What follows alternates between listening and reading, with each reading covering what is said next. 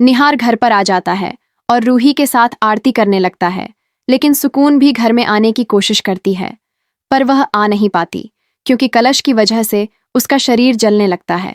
ऐसे में सुकून कहती है, चाहे कुछ भी हो जाए, मुझे इस कलश को नष्ट करना होगा, तभी मैं इस घर में आ पाऊंगी।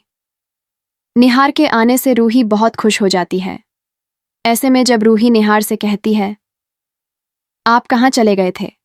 आपको लेकर मैं बहुत परेशान हो रही थी। तो निहार जवाब देता है, पता नहीं रूही, मैं उसी पुराने घर में चला गया था जहां हम पहले रहते थे।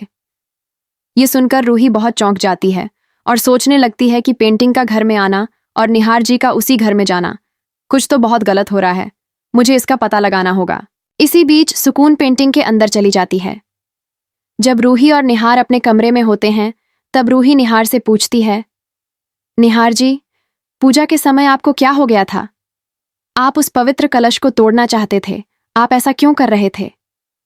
ये सुनकर निहार चौंक जाता है और कहता है, मैं ऐसा क्यों करूंगा रूही, मैंने ऐसा कुछ भी नहीं किया। रूही कहती है, निहार जी, आपने यह सब किया था, घर वाले भी आपको लेकर बहुत परेशान हो गए थे। निहार कहता है, रूही, तुम क्या कह रही हो, मैं ऐसा क्यों करूंगा? तब रूही समझ जाती है कि निहार जी यह सब खुद नहीं कर रहे थे, बल्कि कोई उनसे यह सब करवा रहा था। जब रूही सुकून के कमरे में जाती है तो देखती है कि सुकून उस बक्से से बाहर आ रही होती है। रूही यह देखकर बहुत चौंक जाती है।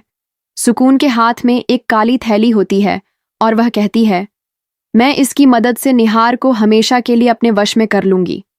यह सब सुनकर रूही को समझ आ जाता है कि सुकून ही निहार से यह सब करवा रही थी। तभी सुकून वहां से गायब हो जाती है और निहार के कमरे में पहुंच जाती है। रूही यह देखकर बहुत घबरा जाती है। सुकून उस काली थैली से कुछ निकालकर निहार पर डाल देती है और निहार उसके वश में आ जाता है। रूही दौड़ते हुए वहां पहुंचती है और सुकून के हाथ से वह काली थैली छीनकर फेंक देती है, लेकिन तब तक निहार सुकून के वश में होता है। रूही गुस्से में पूछती है, तुम निहार जी के साथ क्या कर रही थी और इस काली थैली में क्या है? पर निहार रूही पर ही नाराज हो जाता है और कहता है, तुम सुकून पर इतना क्यों चिल्ला रही हो? ये सुनकर रूही चौंक जाती है और समझ जाती है कि सुकून ने निहार को अपने वश में कर लिया है। तभी वहां दादी आ जाती हैं और निहार व सुकून नीचे चले जाते हैं। रूही सोचती है, मुझे निहार जी को सुकून के वश से मुक्त कराना होगा और सुकून का सच घर वालों के सामने लाना होगा। रात को जब सब सो जाते हैं, तब रूही सुकून के कमरे में जाती है, लेकिन वहां सिर्फ पेंटिंग रखी होती है और बक्सा खुला होता है। जैसे ही रूही बक्से के पास जाती है, उसे ठंडी हवा का एहसास होता है और दीवार पर सुकून की परछाई दिखती है। रूही डरकर पीछे हटती है। तभी वह देखती है कि पेंटिंग खुद हिलने लगती है और उसमें से किसी के रोने की आवाज आती है। रूही हिम्मत जुटाकर पेंटिंग के पास जाती है और देखती है कि उसमें निहार दिखाई दे रहा है। उसकी आंखें बंद हैं और उसके पीछे सुकून खड़ी है। यह देखकर रूही घबरा जाती है और कहती है, मैं आपको इस पेंटिंग से आजाद करवा कर रहूंगी।